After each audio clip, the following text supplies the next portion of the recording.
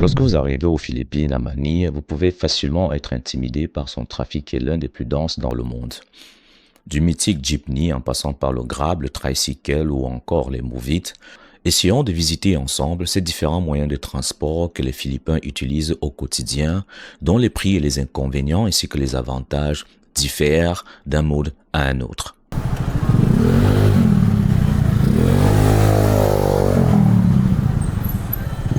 Kuya? Let's go. Oh, sa Cambodia là. I'm going to Ulo Ferry. Hello, Perry. Yes, po. Thank you. Commençons par le tricycle qui est considéré comme le transport de proximité. C'est moto à 3 roues qui permet de transporter 4 à 5 personnes sur une petite distance.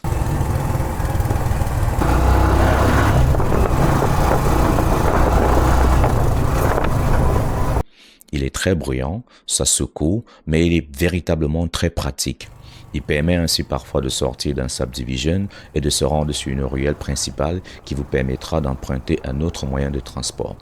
Généralement, le prix pour emprunter ce genre d'engin varie entre 15-20 pesos à 50 pesos selon la distance.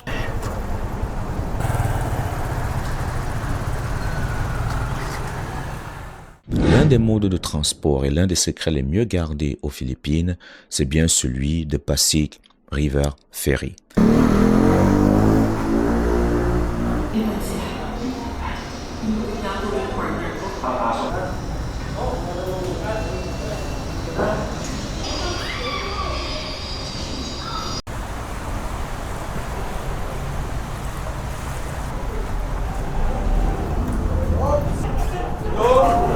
Ces petits bateaux opérés par la MMDA permettent d'éviter les embouteillages dans le calme tout en ayant une vue différente de la ville. Ils sont climatisés et en plus de cela, leur utilisation est souvent gratuite. Il suffit de s'enregistrer avec une carte d'identité à jour et de donner sa destination.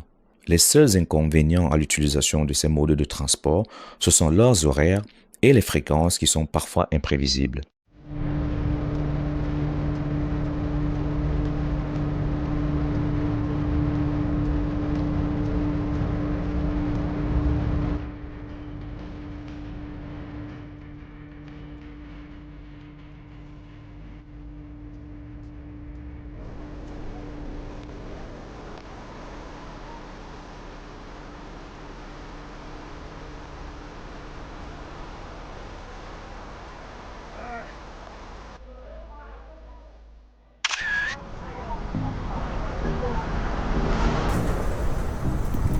Kuya? Kayaknya. Yes, po.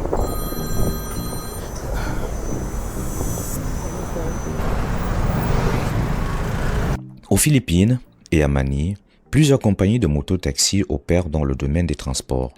À l'aide d'une application, vous pouvez commander l'un de ces services. Les prix commencent en général à partir de 50 pesos pour la course, mais en fonction de la distance, peuvent aller à 250 pesos sur un trajet de 10 km. Un casque et une charlotte sont souvent fournis pour votre protection.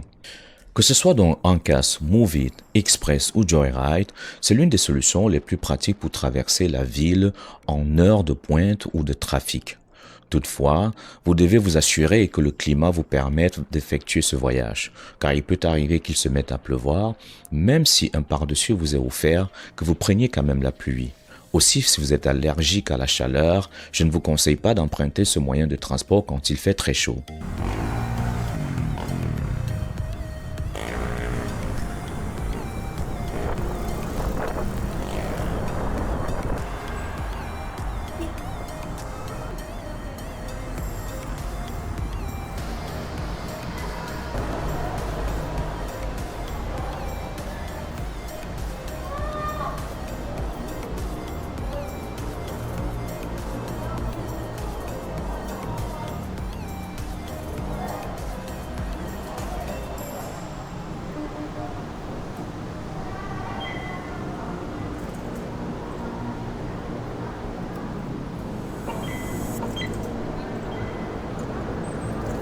Quand vous arrivez aux Philippines, à Manille, vous aurez droit à 2 services de métro, le MRT 3 et le LRT 1. Le MRT longe la grande artère de Edsa pendant que le LRT traverse le centre historique et d'autres axes stratégiques.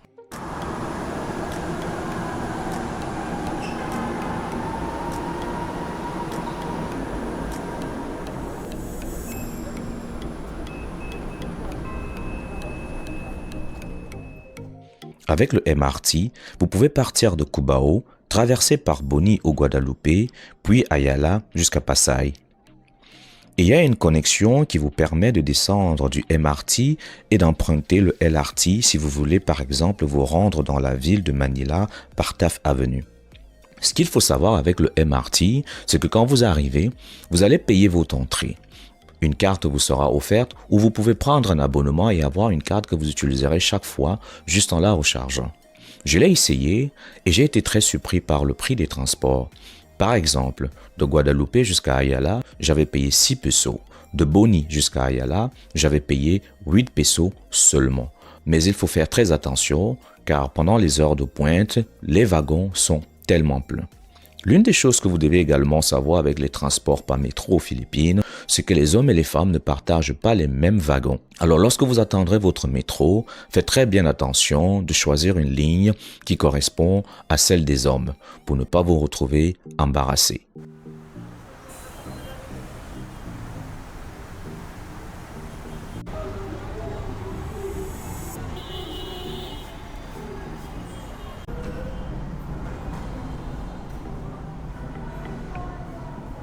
J'ai expérimenté le métro du LRT récemment et j'ai été très embêté par le moyen de paiement.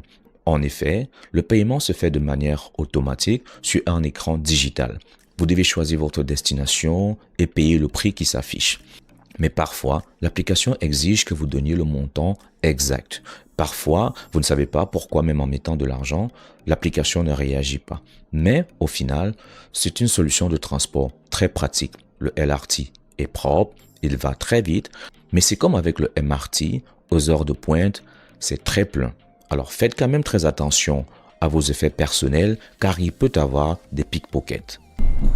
Central Terminal.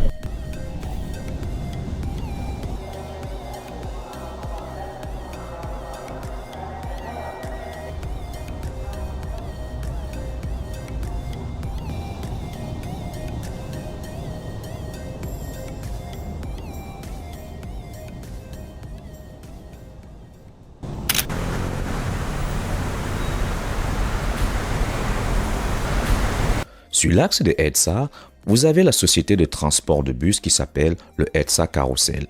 Il opère 24 heures sur 24 heures et a une voie privée qui leur permet d'aller aussi vite que des véhicules privés ou alors des taxis. Ce qui permet à ce service d'être tout aussi efficace que tout autre mode de transport, même aux heures de pointe.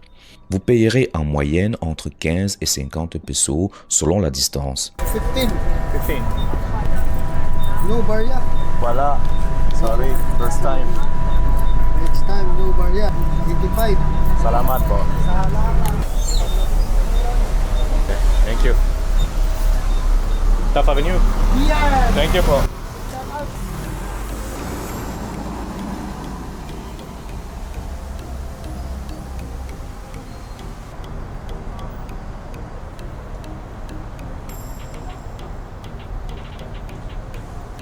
Pour entrer dans BGC, vous pouvez également utiliser une ligne de bus. Le paiement se fait à travers une application qu'on appelle Gcash ou vous pouvez également avoir une carte qui vous permet d'avoir un abonnement. Cette ligne peut vous desservir à partir de l'entrée de Ayala jusqu'à BGC.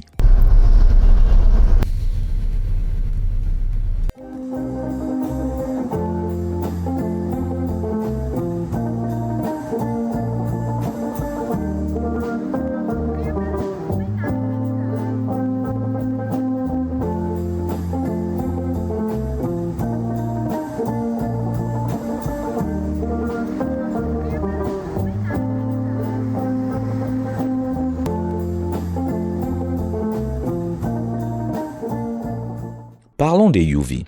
Les UV, ce sont des petits cars qui peuvent prendre en moyenne 12 personnes. Ils sont en majorité de couleur blanche et vous verrez écrit dessus le terme UV. Vous pouvez les avoir par exemple au départ de Market pour vous rendre par exemple sur des destinations comme Rosario ou Pasig ou encore Antipolo. Ils coûtent en général entre 30, 40, 45 pesos en fonction de la distance.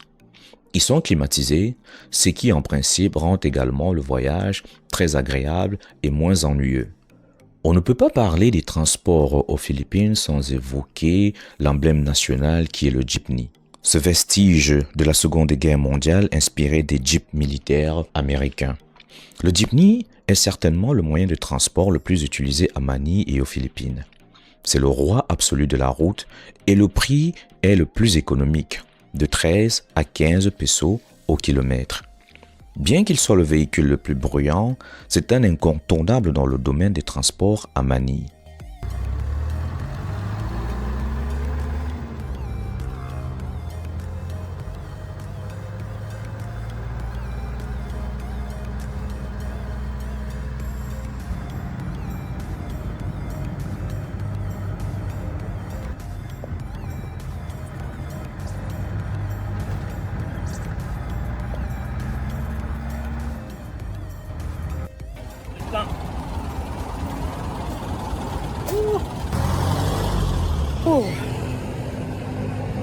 Super. La Calesa. Pour moi, la Calesa est bien plus touristique qu'utile. La Calesa, en réalité, est un moyen de transport qui est une calèche tirée par un cheval. À bord, vous avez un guide qui, lui, vous baladera autour de Intramuros et vous racontera l'histoire des Philippines autour de ses murs, à l'intérieur comme à l'extérieur.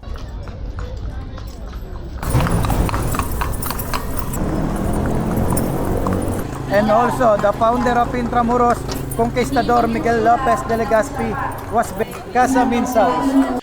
Pour utiliser une Calesa ou pour emprunter une Calesa, vous allez compter entre 350 et 500 pesos pour 30 minutes ou alors 1000 pesos pour 1 heure. Mais sachez également que vous pouvez négocier le temps de transport ou le temps de visite parce que c'est pas tout le temps qu'ils ont des clients.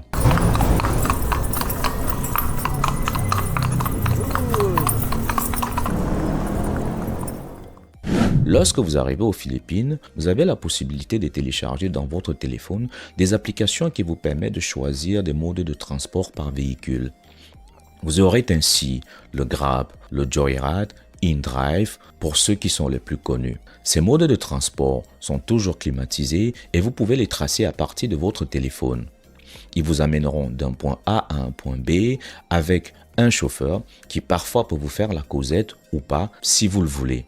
Les prix en utilisant ces modes de transport varient aujourd'hui en fonction non seulement de la distance, mais également du trafic et surtout du climat. Par exemple, en ce moment aux Philippines, nous faisons face à un typhon, ce qui fait en sorte que quand il se met à pleuvoir, les prix sur les applications vont énormément grimper.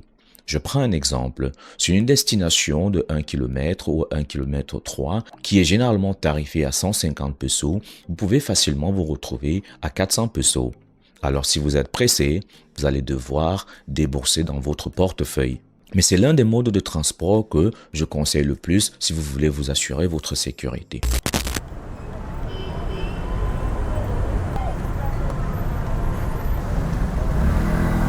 Comme dans la majorité des pays aux Philippines, vous allez trouver également des taxis, très identifiables à leur couleur blanche et au-dessus écrit « taxi ».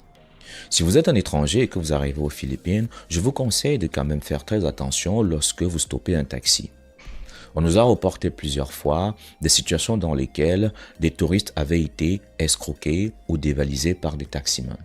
Mais sachez que pour la plupart du temps, l'utilisation d'un taxi aux Philippines, c'est par kilométrage.